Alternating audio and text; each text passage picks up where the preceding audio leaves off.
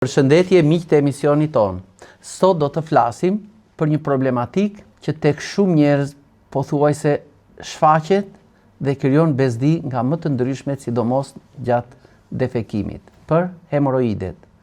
Pse nuk duhet të neglizhohen ato? Hemoroidet janë një nga problemet më të shpeshta të aparatit të tretës, por shumica e njerëzve hezitojnë të flasin për to. Trupi, tabuja dhe frika bëjnë që shumë pacientë të vuajnë në heshtje, të merren me vetë mjekime të paqarta ose të mbërrinë tek mjeku vetëm kur dhimbja, gjakderdhja bëhen të padurueshme, pra kur shkalla e përkeqësimit vjen duke u acaruar. Çfarë janë në të vërtetë hemoroidet? Janë zgjerime dhe fryrje të enëve të gjakut të venave në pjesën fundore të anusit dhe në pjesën e poshtme të rektumit. Në këto kushte normale, struktura vaskulare, pra ato venat, ndihmojnë që kur kjo është normale, realizon një mbyllje fine të anusit. Kur vena fillon të zgjerohet, atëhere ajo dobësohet dhe mbyllja e anusit vështirësohet. Në këto raste, fillon që këto vena të zgjerohen, të mbushen me gjak dhe të formohen këto hemoroide. Hemoroidet ne mund t'i klasifikojmë në dy grupe kryesore. Hemoroidet e brendshme, të cilat ndodhen në brendësitë kanalit anal dhe zakonisht nuk shihen me sy. Shpesh shfaqen me gjakderdhje të freskët gjatë jashtëqitjes ose me lyerje të feçes nga jashtë me gjak. Gjithmonë e theksojmë me gjak të kuq. Hemoroidet e jashtme ndodhen rreth hapjes anale në fund të anusit, mund të preken me dorë si gunga të vogla ose si kokra fasulesh. Më të këqija janë kur këto formojnë piksje të gjakut brenda tyre, pra krijojnë trombozë, japin dhimbje shumë të forta. Pse formohen këto hemoroide?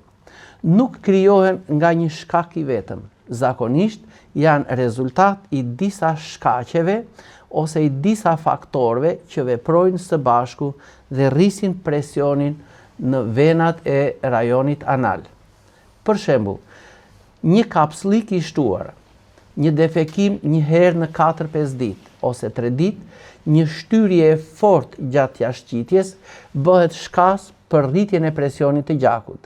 Një qëndrim i ulur për orë të gjata në zyrë, një drejtues mjetesh, një person që ngrë pesha të rënda, mund të bëhet shkas për fryrjen e këtyre venave në pjesën e anusit.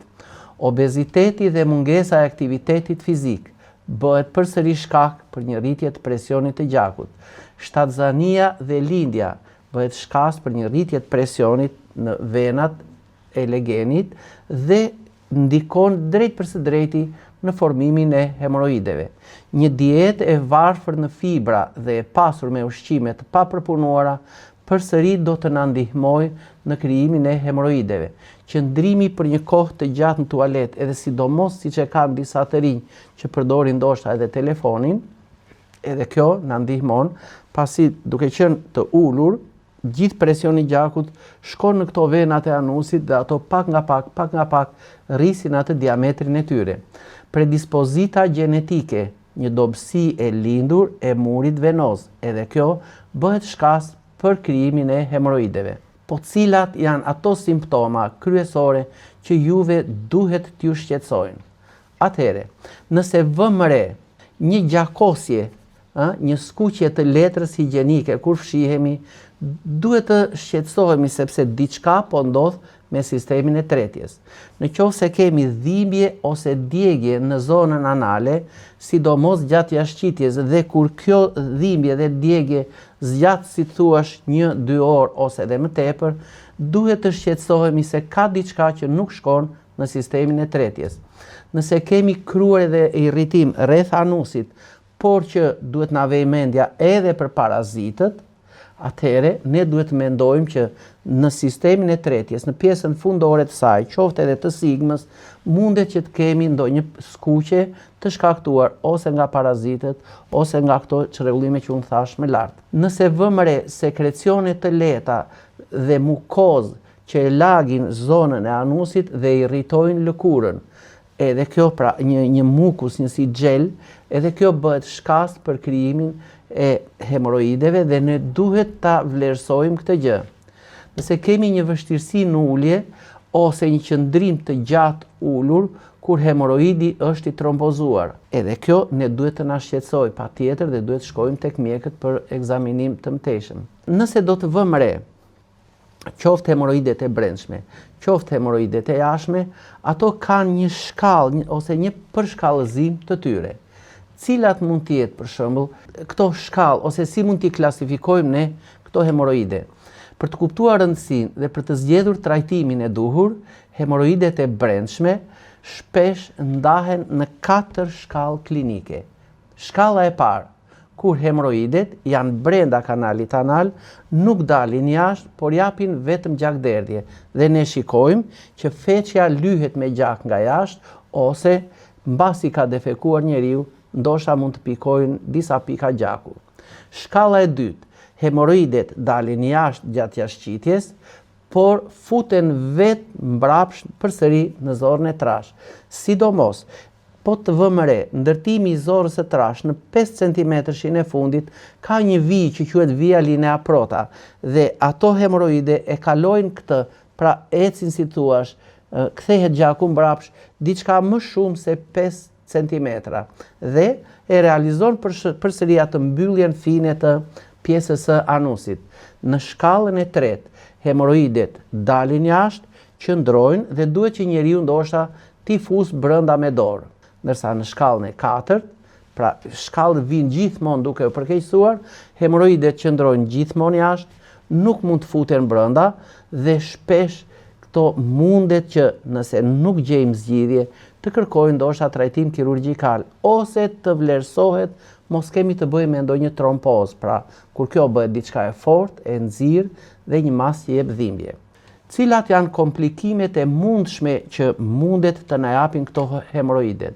Për shembull, trompoza hemoroidale është një mpiksje gjaku brenda kësaj qeskës, kësaj fluskës me gjak, që në përgjithësi unë thash është sa një kokër fasuleje, dhe jep dhimbje shumë të forta, jep një enjtje të buzëve fundore dhe her pas here, duke na dhënë një gjakderdhje të shpesht të përsëritur kronike, mundet që personi të përfundojë në një anemi.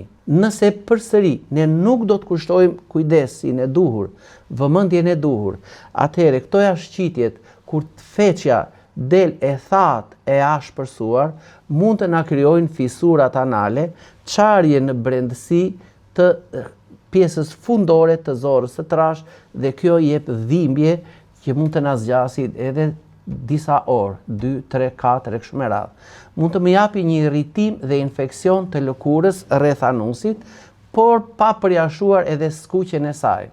Rreziku i fshehjes së një patologjie tjetër serioze, siç mund të jenë polipet, tumoret e të tjera, pas simptomës së gjakderdhjes. Pra, nëse ne do të tregojmë të pakujdesshëm, nuk dim se ku mund të jenë pasojat e tjera negative. Pas gjithë këtyre shenjave, simptomave që unë përmenda, duhet patjetër që njeriu, nëse këto përshkallëzime vijnë nga dita në ditë duke ushtuar, atëherë duhet që të shkojë tek mjeku dhe nuk ka më vend tash vetëm për të dyshuar se mund të kem hemoroide. Ato janë të pranishme, por mjeku duhet bëjë një diagnostifikim më të plotë të tyre. Hemoroidet diagnostifikohen nga mjeku pas një vizite të thjesht fizike. Për shembull, pra bëhet biseda me pacientin dhe ky mund të shikojë, për shembull, mund të bëhet edhe kjo feqe gjak okult për të parë edhe sasinë sa mund të jetë, dhe njëkohësisht duhet të bëhet ndoshta edhe kontrolli në pjesën e mbrapsme të anusit, një kontroll fizik. Këto problematika i takojnë vetë mjekut i cili di mirë t'i diagnostifikojë ato. Pra, vizita patologjike, ekzaminimi i zonës anale, anoskopia që mund të bëj mjeku, rektoskopia, pra futemi në zonën e rektumit me një aparat e kështu me radhë, mundet që të jenë të pa diskutuara për të kryer nga mjeku. Njëkohësisht, duhet bëhet një analizë gjaku për të kontrolluar se mos nga humbja e shpeshtë e gjakut, mos personi ka arritur në një anemi.